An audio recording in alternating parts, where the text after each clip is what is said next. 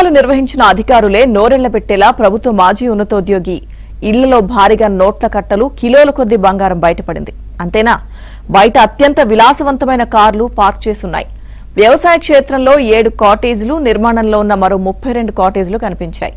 భారీ చేపల చెరువు కనిపించింది. టన్నుల కొద్దీ నిల్వ చేసిన తేనె లభ్యమైంది.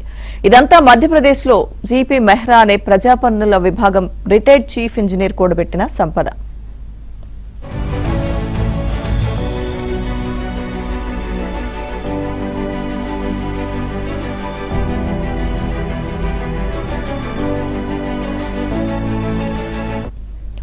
ఇది తమ ఊహకు అందనంత విలువైన సొత్తు అని సోదాలు నిర్వహించిన లోకాయుక్త అధికారులు వెల్లడించారు. 4 డీఎస్పీ ర్యాంక్ అధికారుల నేతృత్వంలోని బృందాలు నిన్న తెల్లవారుజామున భోపాల్, నర్మదాపురంలో మెహ్రాకు సంబంధించిన 4 స్థావరాల్లో ఏకకాలంలో దాడులు నిర్వహించాయి.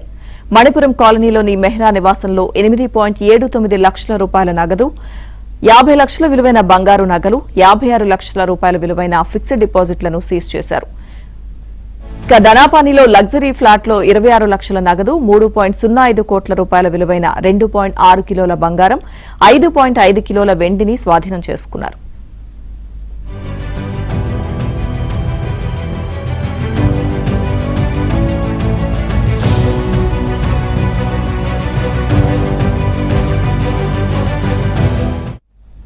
సోహాగ్పూర్లోని ఆయన ఫామ్ హౌస్ లో మెహ్రా వైభోగం చూసి అధికారులు ఆశ్చర్యపోయారు. ఆ ఫామ్ హౌస్ లో ప్రత్యేకంగా ఓ గోశాల, ఓ ఆలయాన్ని నిర్మించారు.